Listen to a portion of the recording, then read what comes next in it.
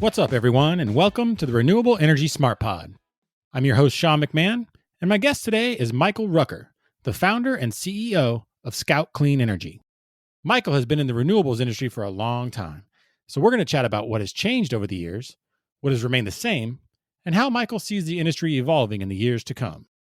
Stay tuned for the PODBRIEF segment towards the end of today's show, where I'll discuss some reports and studies that have been released recently that paint an interesting picture about the growth the wind and solar industries will have to exhibit to maximize the potential those two sectors have to help power the energy transition.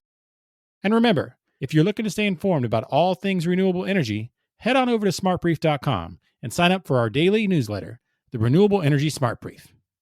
Before we kick off my conversation with Michael Rucker from Scout Clean Energy, I want to say a quick thank you to the exclusive sponsor of today's episode, Mitsubishi Heavy Industries. Mitsubishi Heavy Industries is committed to realizing a carbon-neutral future through its new equity interest in the Brighter Future Solar Farm. MHI continues to identify investment opportunities in carbon reduction projects to accelerate its energy transition activities. MHI, move the world forward.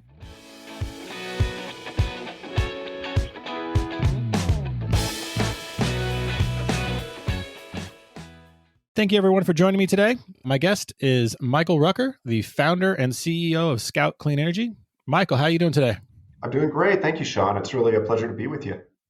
It's great to have you. I see out the window there, it looks like a nice day in Boulder, Colorado, where you guys are headquartered. What's life like in the Rockies these days? Well, we're known for sunny weather, and it's not letting us down. A little bit on the hot side, but I think the biggest issue we've had this summer is smoke from California, from the huge fires that we've seen on the West Coast, which is disappointing, but also in a sense inspiring too, because what we do here, we're trying to address climate change, which is one of the big drivers of the wildfires ultimately. Yeah, we've had a little bit of that. I'm up in Portland, Oregon, and we've had a little bit of that this summer, a lot worse last summer, but you're right. It's something we're all trying to kind of tackle in our own way through the work we do. So let me start off by just kind of asking you to tell me a little bit about your background in the industry, how you got started in renewables, and then tell me a little bit about the origins of Scout Clean Energy. Yeah, I got started in the renewables business right when it really commercialized on a large scale in the United States. So when GE Wind Energy entered the business. Prior to that, I actually had worked for nonprofits initially, and then after graduate school, became an economist and worked at the International Energy Agency. So I followed the climate change negotiations from the Kyoto Protocol through the first 5 years of the COP.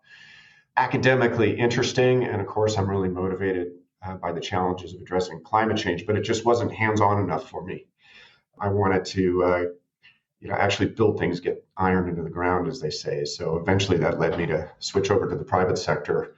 I started out really working in power marketing trading, renewable energy certificate trading, and then was lucky enough to come to GE right after the acquisition of Enron Wind. Worked at General Electric for a number of years. At that time, it was mostly wind power, but also natural gas and hydro sales. And then got a call back to go to the former team that had put together Zon, the predecessor of GE, and became a developer at Clipper Wind Power. And I've been in development ever since. Now I'm in Boulder, Colorado, and started two companies here, which Scout is one of them. Scout was a spinoff from an operations maintenance company called Harvest Energy Services that I initially founded in 2014. Was able to bring our team together and formed Scout. Scout's grown quite a bit since its founding in 2016. It kind of parallels the long-term extension of the production tax credit for wind. We started out really focused as a wind company, which was my background. Since then, we've grown to be about $1.2 billion in market capitalization. We have about 1,200 megawatts of projects in operation. We're an owner-operator. That's all wind at this point. We have about 5 gigawatts of total development in 14 different states. That's wind, solar, and a few storage projects. So we've diversified quite a bit. Yeah, talk to me a little bit about the project footprint you have at Scout. Where are some of your projects located with the big ones and the stuff that's coming down the pipeline? Yeah, we have operating projects in a number of states. In Texas, Oklahoma, we have Indiana as well for wind. We have wind in Pennsylvania, West Virginia, California, development projects basically in all those regions, and add in a few states in the Midwest and in the Pacific Northwest where we're reaching out basically to diversify in as many markets as we can participate in. We're in every major power market at this state other than New England and New York. Wow. Okay. Sounds like you're everywhere. And it also sounds like you've been in the industry for quite a while. So what are some of the biggest trends that you're seeing right now that are shaping the renewables, the energy transition, both from a positive and maybe any headwinds you're noticing? On the positive side, really what we've seen is decades of improvements in efficiency of the technologies we use. Solar PV costs have dropped about 90% in the last decade, wind about 70%. The delivered cost of energy from both of these technologies are really the most competitive on the grid. For the first time last year, we really saw renewables consistently below the long-term cost of energy for coal, which is a significant milestone. Also, we've seen a rise in storage technology, and we'll only see that continue as we try to integrate more of these renewables into the grid. On the market side, corporate interest has been a major trend. A lot of our marketing efforts are really targeted towards corporates these days, when traditionally, when I started in the industry, it was primarily all a utility market. So those are the positives that are really driving a lot of growth. Negatives, we're seeing oversubscribed transmission queues throughout the United States. So the grid is basically just bloated with interconnection requests. I understand there are about 750 gigawatts of projects seeking to interconnect at some place on our grid. And what we're seeing are long queues, very expensive cost allocations for interconnections, and really the threat of slowing down the growth that we've seen in renewable deployment unless it's addressed. So what are some of the solutions you're hoping to see to kind of clear out that interconnection queue? Well, I'm pretty excited about a few of the policy initiatives that we're seeing coming up. Maybe the most significant one is the infrastructure package, which the bipartisan one, which should pass later this year. That has about $73 billion in federal funds targeted for investment in the transmission grid.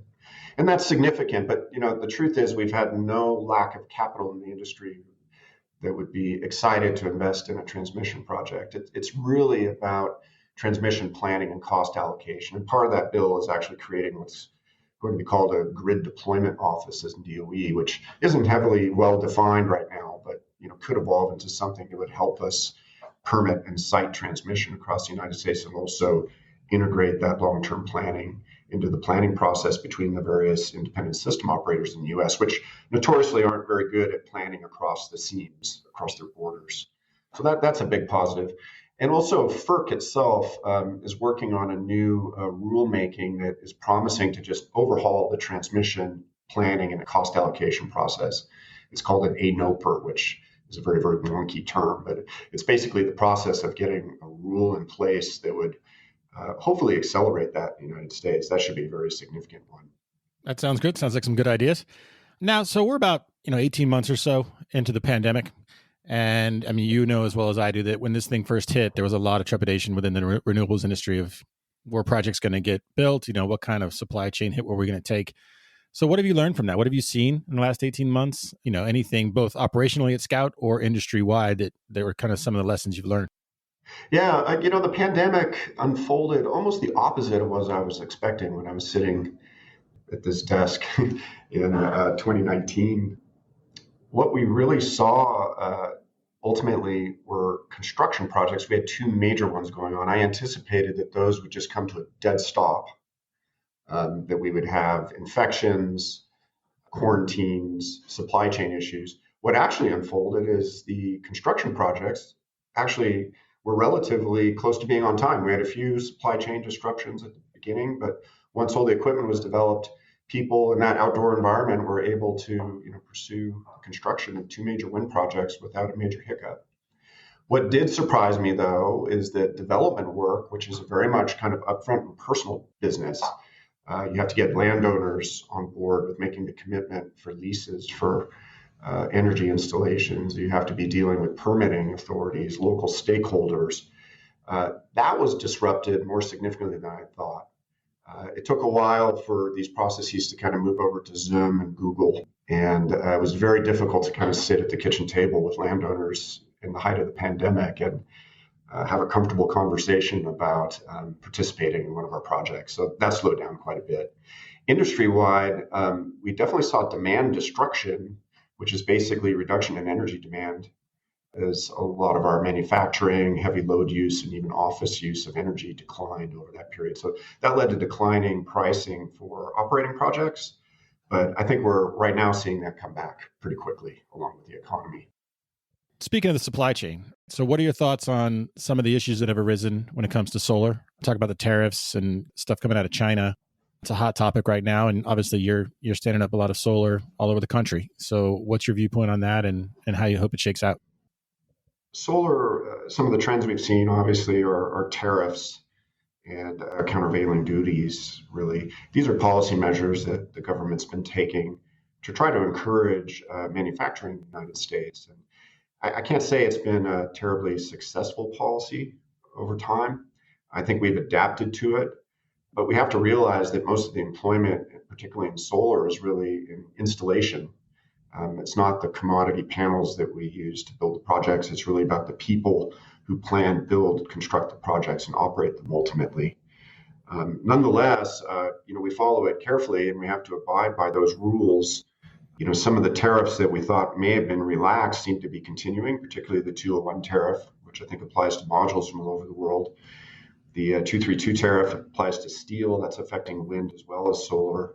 And then you have the anti-dumping countervailing duties, which look like they might be expanding, actually. Just in the last few days, we've seen that potentially start to move to encompass Southeast Asia as well. And that's trying to catch what are suspected to be Chinese companies, which are trying to basically launder panels through those countries. It's just something we have to live with. I might not agree with it as a policy. What I can say is it definitely adds to costs for U.S. consumers. Tariffs are effectively a tax on consumers in the U.S. It doesn't really fall on the importers. So we're effectively making our solar industry less competitive at the expense probably of local employment in the U.S. in the big picture.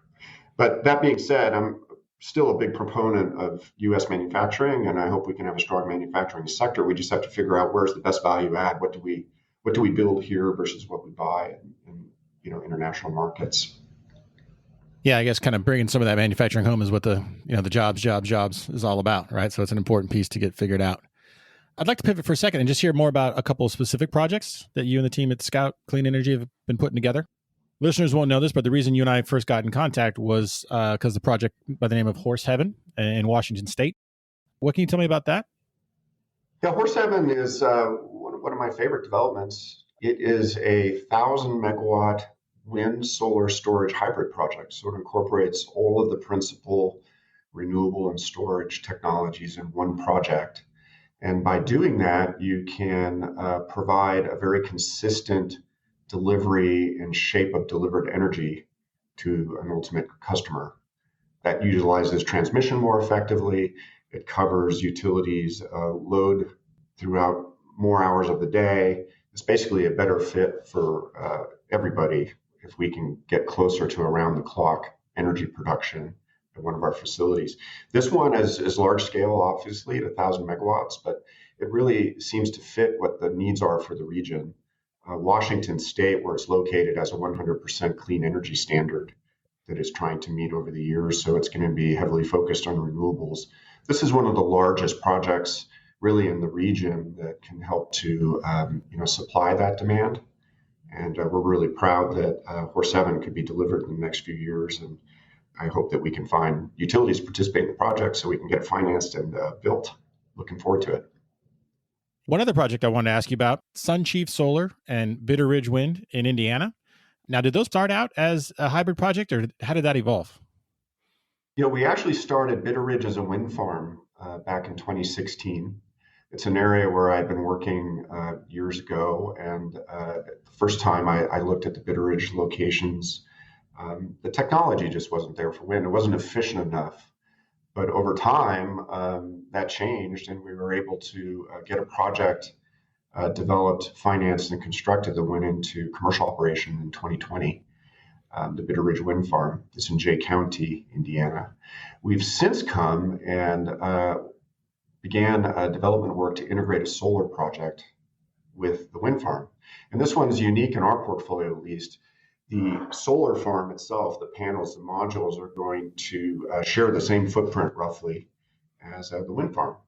So from a technology perspective, it's truly a hybrid project, generating wind power, more weighted towards the shoulder, evening and night hours, and solar power during the peak of the day. We'll be right back. Mitsubishi Heavy Industries is building an innovative solutions ecosystem to realize a carbon neutral future through investment in renewable projects. Recently, MHI announced a joint partnership with Osaka Gas USA to purchase the equity interest in the Brighter Future Solar Farm from project developer Oriton. The project will provide a local generation source and allow Blue Ridge Energy to work towards its goal of a low-cost, low-carbon future. MHI aims to help Blue Ridge Energy achieve 50% reduction in carbon emissions from 2005 levels in the next decade, and to achieve net zero carbon emissions by 2050. MHI, move the world forward.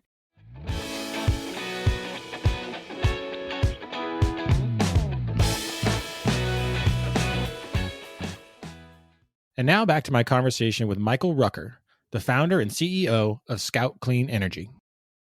And when we were talking about the pandemic earlier, you mentioned that one of the things that was difficult was in the early development phase, getting landowners to sign on for leases and things like that. So what are some of the things that your team, or what are some of the tactics, I should say, your team utilizes to do that?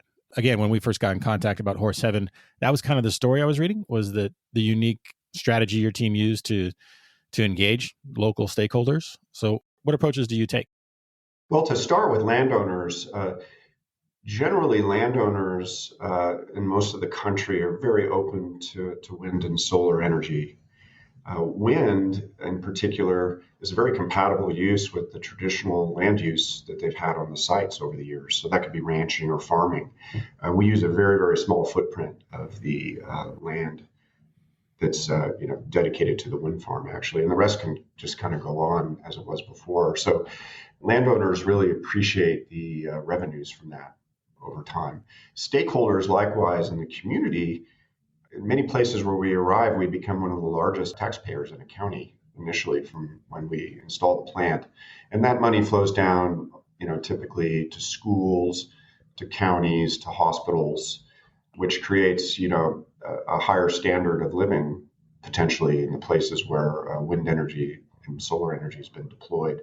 So stakeholder relations become most difficult when we get into the permitting process, and ultimately, we do see opposition in projects, wind more than solar typically, and we try to address that by really pointing to these positive aspects that I'm describing, but also just trying to get in front of it and communicate with the communities so that people understand our plans, understand the benefits, the local benefits for the project, and really try to have a conversation around the facts as opposed to the hype. And we try to keep that as nonpartisan as we can, definitely, although, we have a polarized society and, that can create automatic opposition just due to political beliefs. But once you drill it down to the facts, I think we usually get the majority of folks in these communities supporting the projects. And certainly once they're built, they very quickly fit into the landscape and into the local economy.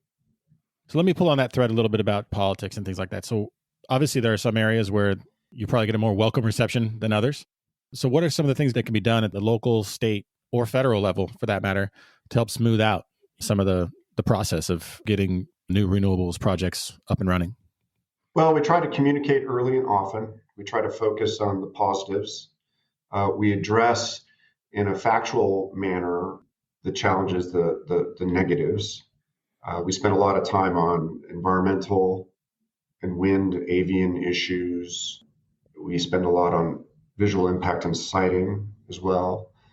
Just really make sure that members of the community know exactly what we're proposing, know the benefits for the community, and also identify and respond to the issues that opponents bring up. And, typically those are what you call NIMBY issues, not in my backyard. And, most of that can be addressed just with facts, frankly. And then on the federal level, so a lot of the proposals we're seeing around Capitol Hill right now having to do with tax credits. So obviously that's a key component of developing projects like the ones that Scout gets up and running. Where do you see all that headed? Well, we had a little bit of help recently, I think June, the early summer. They revised what are called the safe harbor guidelines for renewable energy projects. It gave us basically an extra 2 years to get major projects in the ground, addressing the delays that we saw during COVID. So that was very helpful.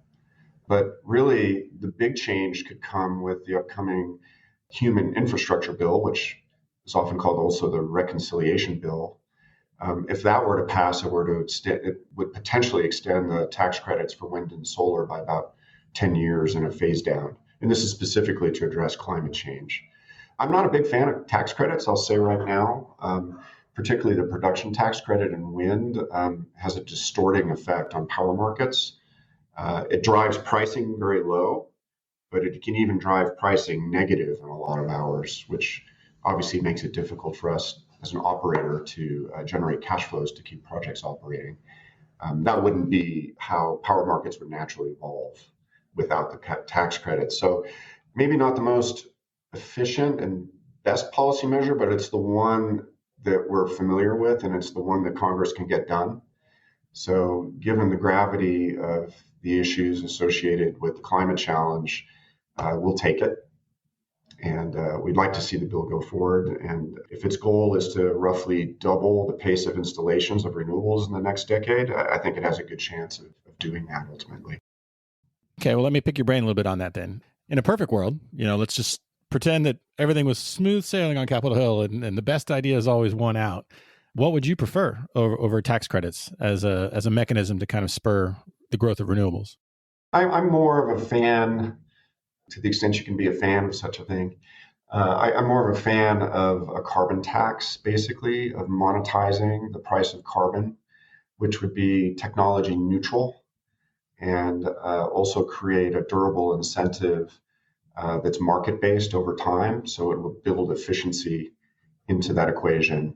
And the most efficient technologies would be deployed in most instances. And as technologies ebb and flow, we'll have new entrants, more efficient technologies applied. And the carbon tax would also encompass things like not only renewable energy, but energy efficiency, which I think is a very important and maybe the lowest cost option we have to reduce emissions in the short term. So I'm more focused on a carbon tax from a purely economic perspective, but there are a lot of challenges in instituting that nationwide. Yeah, for sure. Like I said, in a perfect world, we can maybe get there. One thing I'd add is the reconciliation human interest bill does have the potential of bringing a clean energy standard into effect across the United States. And this isn't really a new concept. We have 32 states that actually have what we call renewable portfolio standards, which are just focused on renewable energy. We have 8 states that already have 100%, like zero carbon reduction goals in the form of a clean energy standard. So 8 states have already kind of taken that leap. There are about 13 others that have 100% zero carbon goals, not necessarily enforceable standards, but they're definitely trending that direction. And there are about 6 more that are considering it. So if this were able to come about through the reconciliation bill, we have potential of very quickly on the demand side starting to build demand in areas of the country where we haven't necessarily seen strong incentives for utilities and retail buyers to invest in renewable purchases. So that would be a big positive. And that, I think, is really ultimately a more efficient policy measure than tax credits ultimately as well.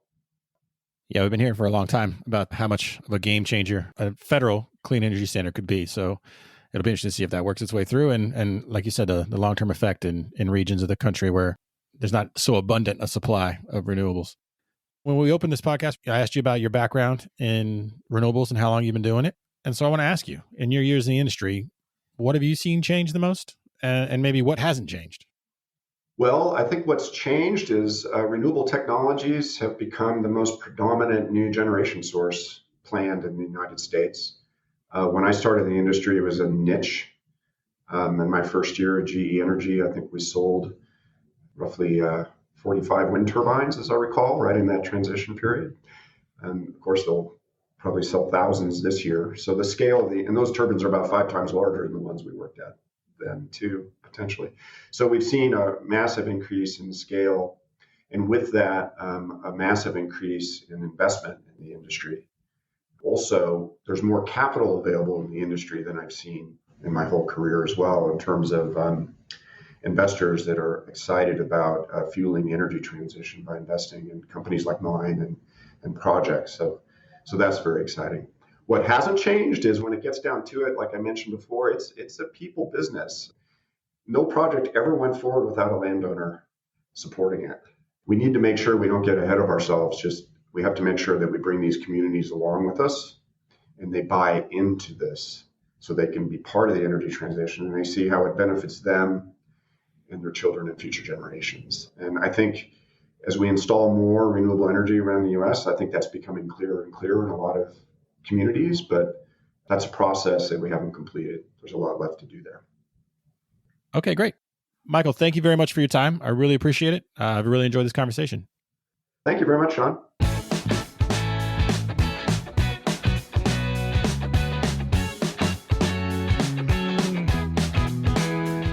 Now it's time for the PODBRIEF segment of the show. And as I mentioned at the top of this episode, I want to talk for a few moments about some reports that have been released recently.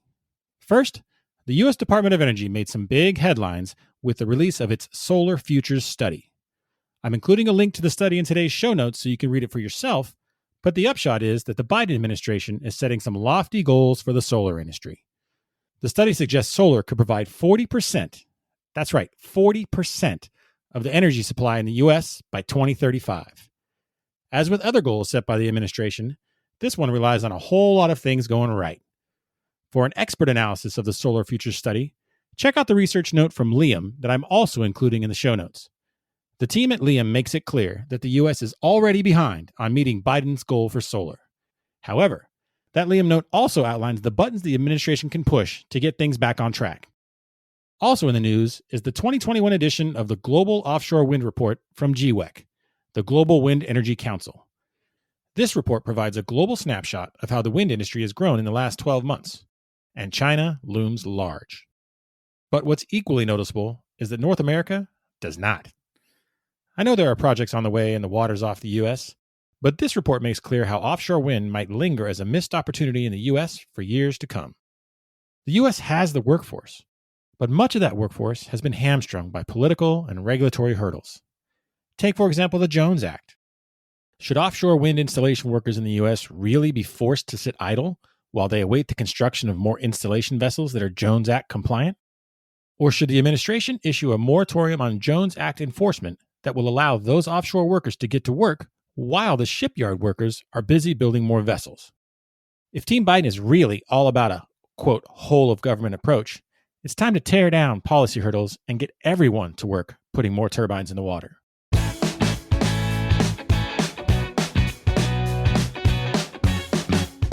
That's it for today's show. Before we go, I'd like to say one more ginormous thank you to the exclusive sponsor of this episode, Mitsubishi Heavy Industries. If you like this podcast, please share it with your friends and colleagues, and be sure to follow us on Apple, Google, Spotify, or wherever you get your podcasts. You can also follow us on Twitter, where our handle is @RenewablesPod. And if you'd like a daily dose of renewable news delivered to your inbox, head to smartbrief.com and sign up for the Renewable Energy Smart Brief. The Renewable Energy Smart Pod is a production of Smart Brief, a future company.